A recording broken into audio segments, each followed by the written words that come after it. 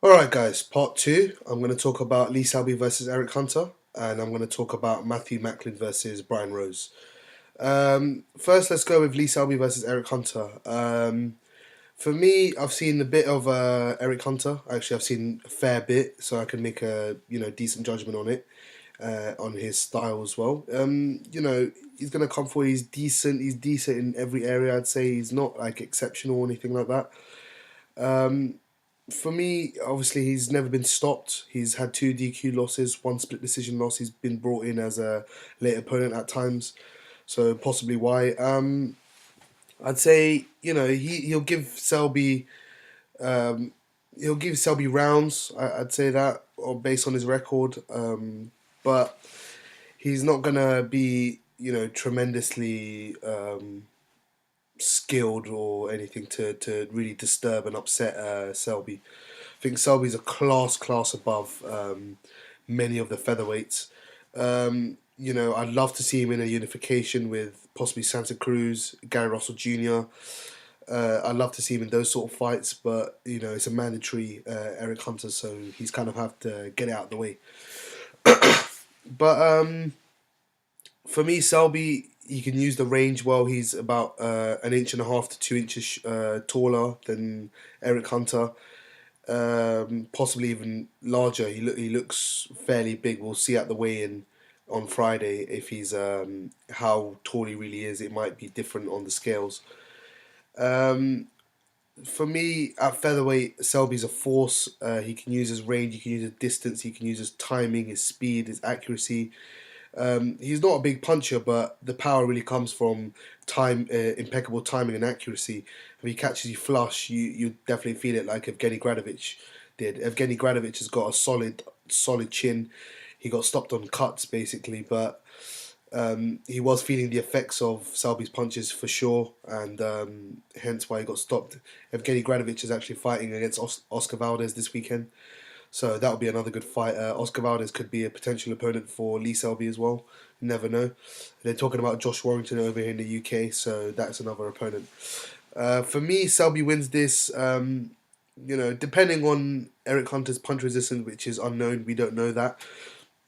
As I said, he's pretty decent. He's pretty competent in all areas. I'd expect him to take him to Selby the distance. Sorry, but there's potential for a late stoppage, possibly around 9 or 10, I'd say. But I don't see that. I think it's gonna be a 12 round fight, and Selby's gonna win. Pretty handily on the scorecards. He seems to like the O2. He won the title here, and we know what happened when he went over to the States. Not as big a crowd. He didn't really do and show his skills as much as he wanted to against Fernando Montiel in his last fight. So a good homecoming at the O2, packed out arena, and big card. Hopefully, it's a bit more exposure for Lee Selby in the UK, and yeah, hopefully he gets the win. He's a really good fighter. He has a bit more upside than someone like Eric Hunter, and hopefully he can get those possible unification fights and those big fights at featherweight. Uh, uh, in regards to his potential fights, if he does beat Hunter, he could face Warrington in the summer. That's a fight that Eddie Hearn wants to make. Also, there's as I said, Leo Santa Cruz, Gary Russell Jr. Those sort of fights. From the rumors I've actually heard this week, Vasyl Lomachenko is actually moving up to super featherweight to challenge top ranked stablemate Roman Martinez for the WBO Super Featherweight Championship of the World. So that could be another title if someone does win that, or he could go after a vacant title possibly in Unify. We don't know what will happen with that. So there are potential big fights out there for someone like Lee Selby if he does win. He just needs to keep on a winning trail, keep focused, and put in good performances. As I said, his performance against Montiel wasn't the greatest, but if he can keep building and keep building and keep improving, there's no ceiling there for Lee Selby, I reckon. The next fight I want to talk about is the last undercard fight before we get to the main event, which we covered in a separate video.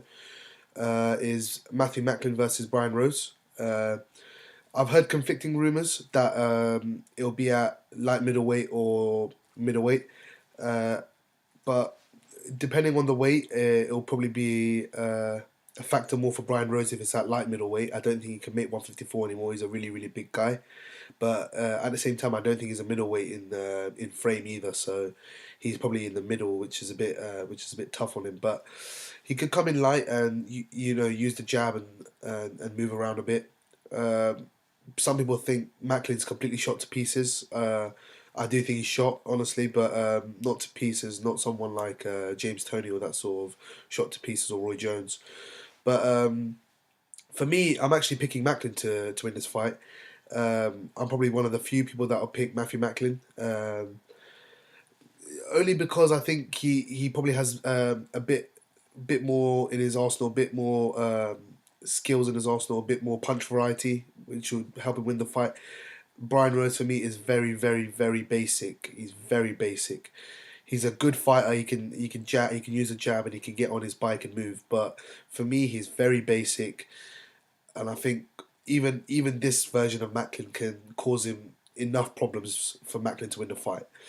Um, Although that being said, I would not be surprised whatsoever if Brian Rose wins this fight.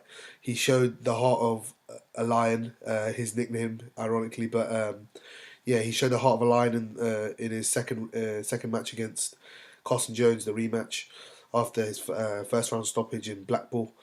But for me, he's just very basic. It kind of showed. I know Demetrius Andre is very, very skilled and very slick, but it kind of showed he's not up to the level. He's at European level, and that's kind of the level that Macklin's at the moment as well, probably just above British level. I mean, at middleweight, they're both not going to go anywhere. Light middle, there's potential there for a Liam Smith match, but Brian Rose can't make light middleweight anymore. I don't reckon, and Macklin, I don't think he can win that fight against Liam Smith. And conflict between Eddie Hearn and Frank Warren, so I don't think they'd want either one to go over to the respective shows. But as I said, I'm just picking Macklin on a bit more quality, a bit more a bit of variation, a bit of punch variety. That's all I'm really picking him on. I'm not really picking him on anything else. I don't know what his punch resistance does. It's certainly not what it used to be. And it's a really this is a real 50-50 on the card, and I think it could be probably the fight of the night for me. It's a really really good fight and one I'm really interested to watch. And where their careers go from here, I mean, Macklin says if he loses he'll retire, which is fair enough.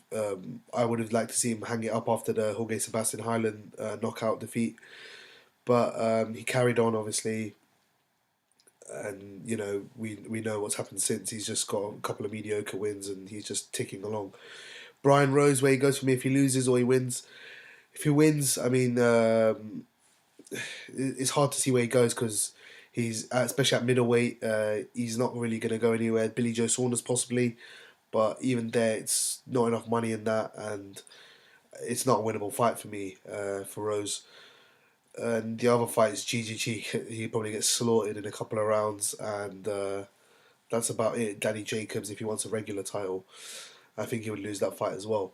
But it still keeps Rose's career going, still making him money if he does win. So we don't know. If he loses, it's a long road back for Brian Rose. He might have to think about retirement as well after this. He's had a couple of losses, uh, recently, and I don't know if he's at the level that you need to be challenging for world titles. But this is not me saying they should both retire or they should both carry on. It just depends on levels and where they are, and if they decide they need to go hang it up, fair play to them. If they don't, fair play to them as well. They need to make money, and it's understandable from all points of view. But yeah, two really good fights. Really, really good undercard. Just before I go, really good undercard, and I think it'll be a really good card in general. I think Eddie Hearn's outdone himself on this. It's certainly better than December 12th for me, and yeah, on to the big one. Be talking about Anthony Joshua versus Charles Martin in the next one. So keep posted for that one. That'll be out possibly on the morning of the fight or on on the night before. So I'll see how I feel on that, and I'll upload a video for you guys on that. If you want me to do a video about some of the American fights, please do let me know. I can do that, and I have talked about it previously with Boxing Gossip. So please do check out that video if you want to hear my predictions and both of our predictions on Pacquiao Bradley, Arthur Abraham Ramirez, and Oscar Valdez and Evgeny Gradovich. So please do check that out. It's a couple of videos down the line on my channel, a couple of videos down the line on Boxing Gossip's channel. But yeah, if you like the video, please hit a thumbs up. Comment your thoughts on these two fights. What do you think is going to be fight of the night? Who do you think will win? Where does the winner go from here? Where does the loser go from here? And potential routes to a world title or European title or British title, anything like that for Rose and Macklin. Yeah, subscribe and share so it gets out to a larger audience. And yeah, take care, guys, and peace.